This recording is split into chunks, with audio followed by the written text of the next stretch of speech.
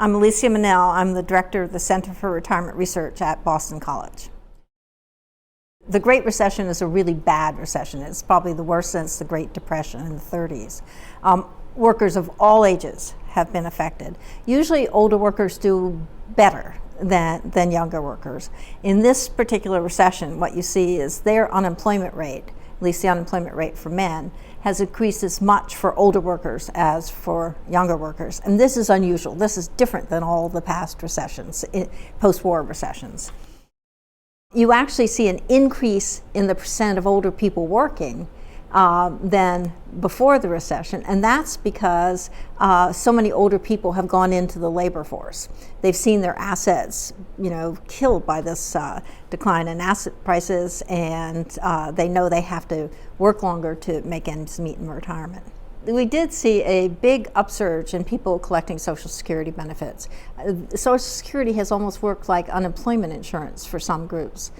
It's very good that it's there, and these people have something to fall back on, but it's really worrying in the sense that if you claim your benefits at 62, they're actuarially reduced. They're much lower than they'd be at the full retirement age of 66, and much lower than they'd be at 70. And so people are grabbing these benefits because they don't have anything else. They're low on a monthly basis, and during their 60s they'll be able to pick up maybe little bits of work to supplement, but in their 70s and 80s they're only going to have these to rely on, and I think people are going to find them inadequate. Displacement is a measure that the government follows, and it's any person who loses his or her job from no fault of their own. So the job's eliminated, the plant's shut down, anything like that, and they've collected these data over a long period of time. In the old days, older workers used to have lower displacement rates than younger workers, and the conventional wisdom was that the company had invested a lot in educating these workers about how the company works and how their particular tasks need to be accomplished and all this kind of thing, so they don't want to lay off these older workers. We and other people have done a lot of work and found out that the really important thing wasn't so much that these people were older, but that they had long tenure. And so the tenure was the thing that protected them from being displaced during hard times.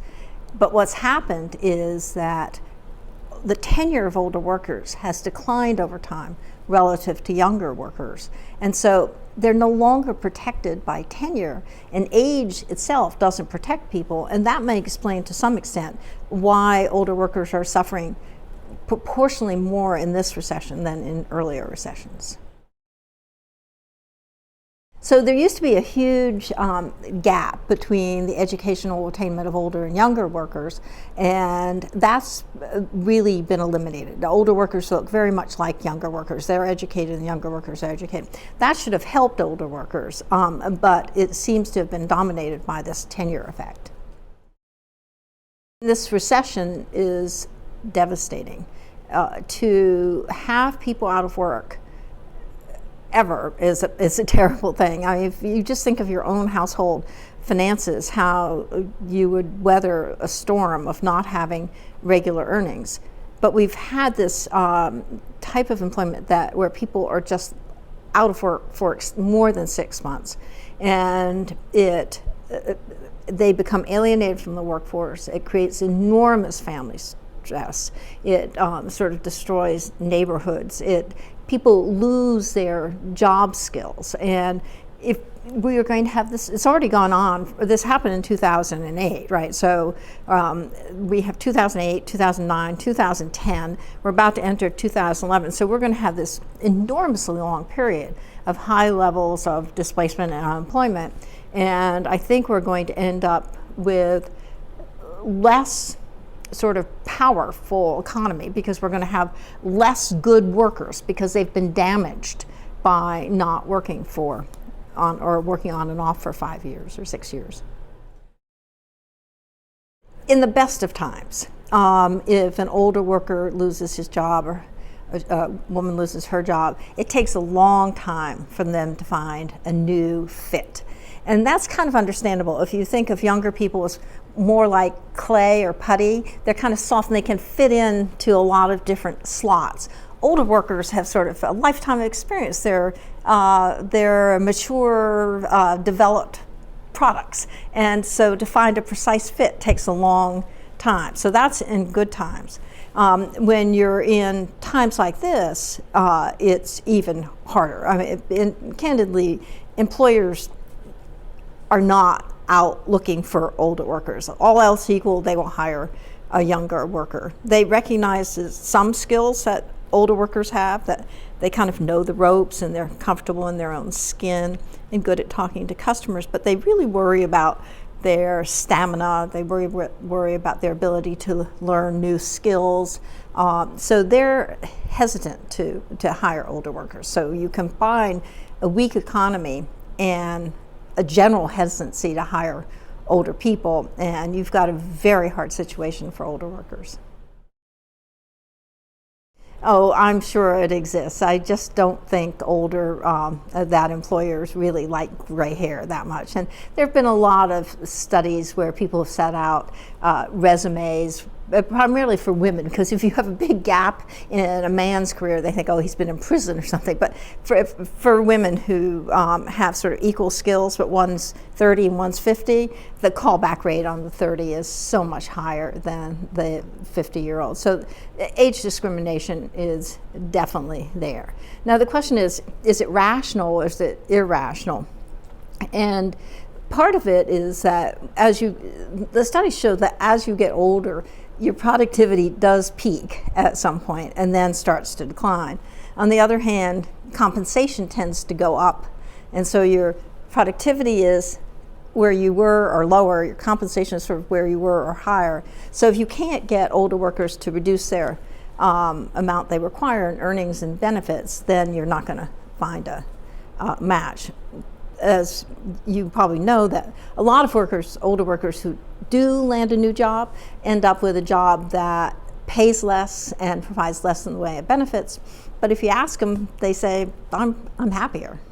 They're happy to be working, but also they tend to find something that has less stress or is nearer home or something like that. They sort of settle into something that's more comfortable for them at that, in good times, that is, more comfortable for them than their old job. In these times, I agree with you that it would be just happy to have anything that brings in a paycheck. That's a really interesting idea, that people they just want to have employment, and if it's a question of being thrown out on the street or taking less, in most cases, they would take less. Our whole corporate system is not really set up very well to reducing pay. The way we usually reduce pay is not increase pay very much and have inflation erode, but we have no inflation, and so it would actually take an adjustment. Sometimes we have seen during this recession people reducing the number of hours that people have worked, which is a way of doing it. And I think I haven't heard anybody who has had to do that complain. They usually understand what's going on. There are two worlds. There's the normal world before the Great Depression, the Great Recession, and there's the world we're in now. So in the normal world, I think that most of the changes have to come from the employee, him or herself. And I think that if you're in your 50s and you want to keep working, well, I think the best thing first is to stay with your current employer. Don't hurl yourself onto the job market, because as we've just said, it takes a long time to find a new job. So then how do you have a good, productive relationship with your employer? I think that you don't look for Florida property values, on your work hours.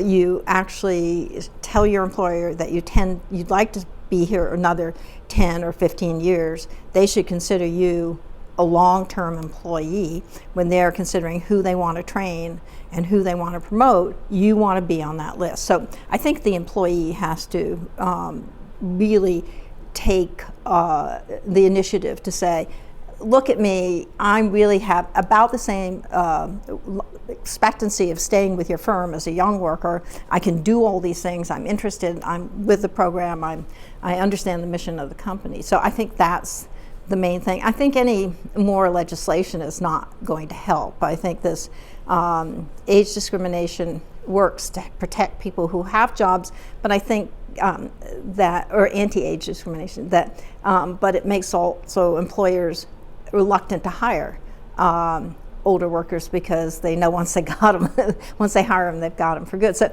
I really think that if the employee can take that initiative, it would make a lot of difference. The other thing is you make older workers cheaper. And how can you do that? One way that's already happening is we're moving away from defined benefit plans to defined contribution plans. The cost of defined benefit plans go up dramatically as people age, whereas the cost of defined contribution plans are just proportionate to earnings. So that has improved the cost of older workers relative to younger workers. There's a bunch of things that people propose, that you make Medicare the first payer, but if you've looked at Medicare's cost projections going forward, there's no money there, so it's sort of that you could have some kind of provision whereas under Social Security, after some point you're kind of paid up and you don't have to pay taxes. I just don't know how important those sort of initiatives to make older workers look less expensive. I don't know how effective they would be. And they're costly in and of themselves. So I think that it requires, I would be more enthusiastic about the notion of the employee saying, listen, I'm just as good as the younger employee, rather than saying, I'm not quite as good, but we'll put a lot of effort into getting these cost reductions so I look as good. The status of older workers has to change. You can't do that by lecturing employers and saying older workers are valuable too. Workers have to show that they're valuable as they age and don't raise big problems that employers are fearful of. And I think that can only happen by learning by doing, actually, and having employees saying, I want to stay on and be a productive member. There is this issue that some other people bring up about, oh, wouldn't it be great if employees can work part-time? Well, this works in just the opposite direction that we were talking about. Just as employers don't like gray hair, they don't like part-time people. I must say, as an administrator over the years, I don't like part-time people. You're going to have a staff meeting and Sally isn't in, or Jim doesn't come in on Thursdays, or things like that. So I find it annoying. And the idea that you're going to both push for sort of gradual retirements and moving from full-time to part-time, and you want employers to treat older workers and view them the same way as younger workers, I don't think is consistent. This is an area where I'm pretty hard-nosed. I think that the workers themselves have to understand that it's really important for them to work as long as they can. We are really big proponents of working longer. Nothing squares the circle when you have a declining retirement system and increased longevity, like working an extra 3 or 4 years. And that's what we're talking about. We're not talking about working in your 70s or your 80s. But to get that done, the employee is going to have to plan in the 50s to say to themselves and to their employer, or if they're going to get another job that's less stressful, they need to make a plan of how they're going to do that, make sure they have the skills they need to go on the job market, not now, not during the Great Recession.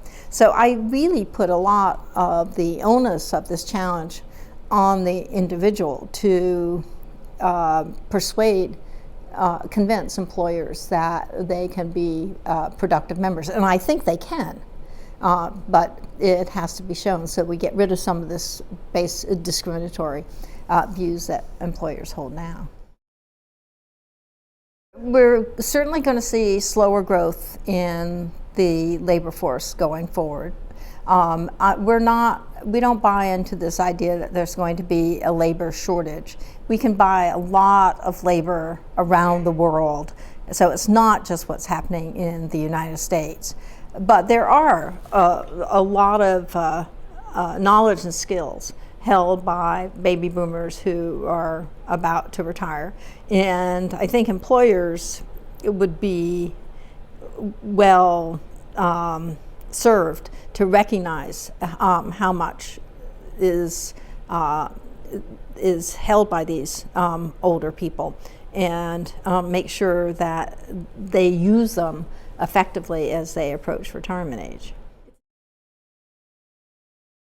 Well, the weak economy, clearly, because that puts pressure on employers of all sorts to sort of trim down their labor force. So that has affected a lot of older workers. And as we've talked about, they have actually turned to Social Security as a way. And I think that this is not going to be a temporary retirement for many of these. These are going to be permanent retirements. Then the other is their perceptions of themselves.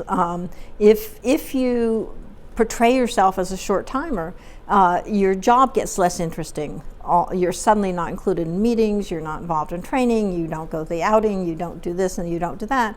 And so you almost end up defining your job away so that it's not an interesting, compelling activity for yourself. So you really, to make the job appealing, requires work and this notion that you're going to be with it for a while, both persuading yourself that you're going to do that and persuading your employer that you're going to do that.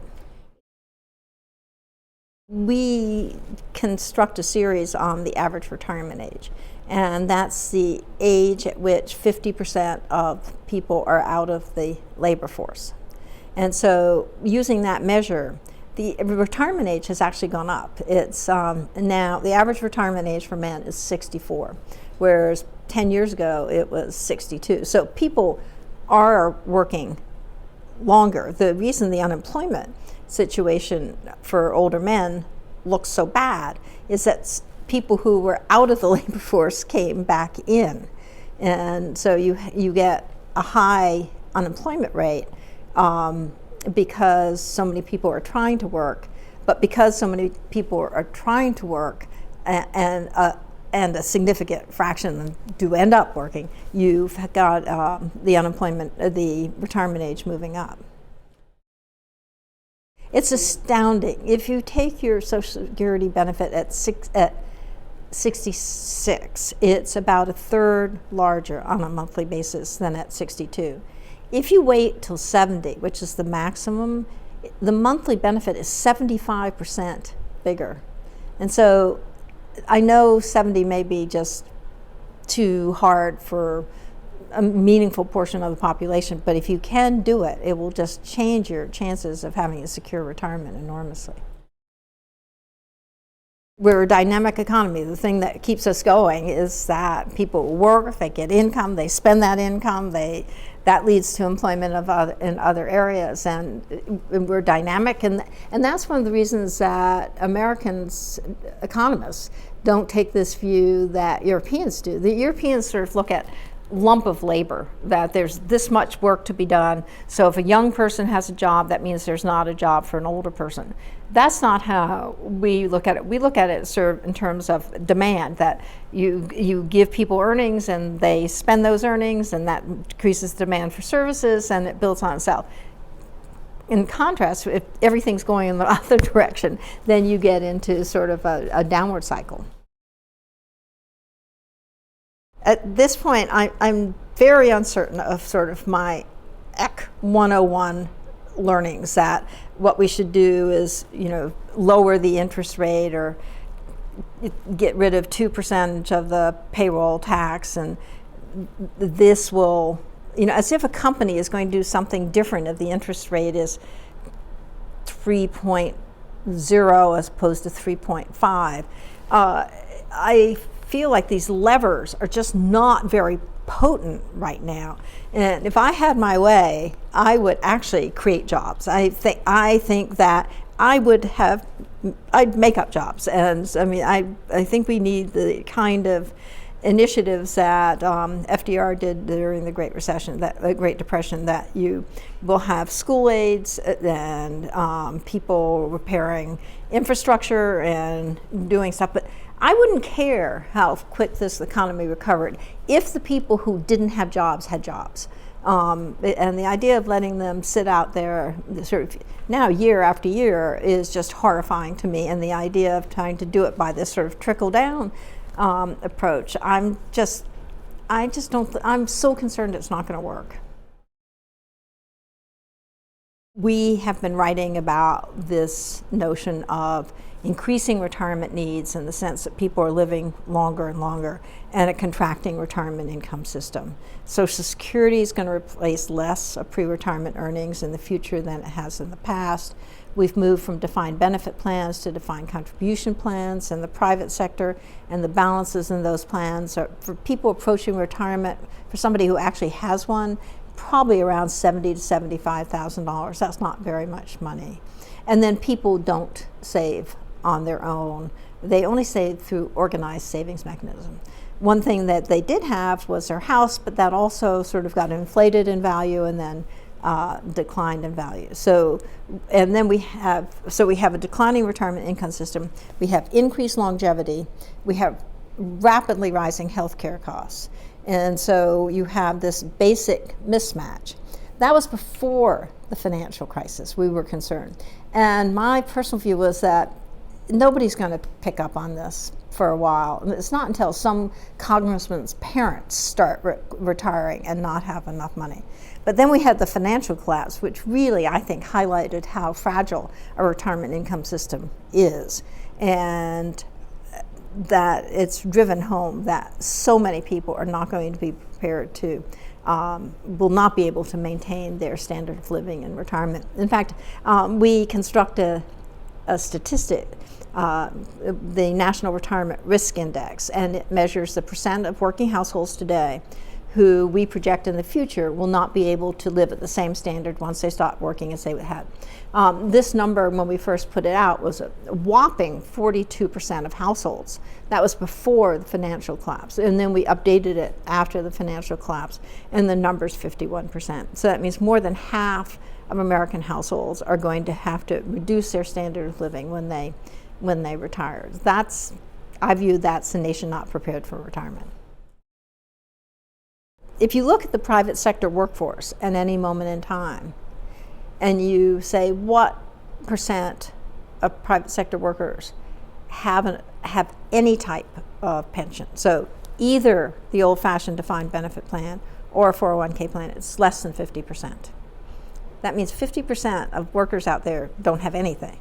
And then of those with something, there's been this great shift from defined benefit plans to defined contribution plans, and a very peculiar defined contribution plan it is, the 401k, which historically was supposed to be a supplement to defined benefit plans.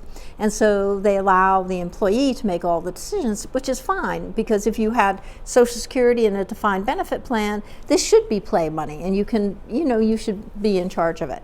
It's now become the primary retirement vehicle for individuals, and yet individuals bear all the risks and all the responsibilities. All of us are ill-equipped, and I don't mean just those people out there. I'm ill-equipped. I never know. What should I be doing now? I mean, you can't earn any money in bonds. I'm scared of the stock market. What do you do? And so we're not skilled at managing our own money.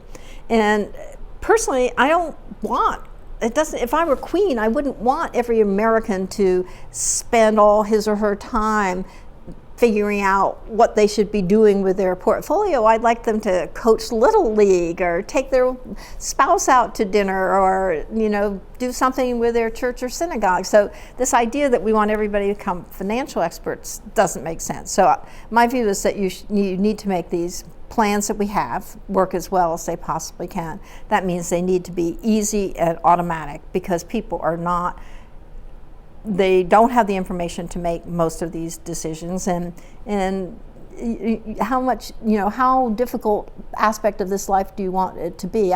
My view is your finances should be something that, not that are made more prominent, they should be, life should be set up so that you can get them under control and then you never think about them and you go on and think about all the important things in life. So I don't want to elevate all this financial planning so that's what is the primary focuses of people's lives. I'd like to get things simplified, get systems in place so that people can feel secure and then go about the really important aspects of life.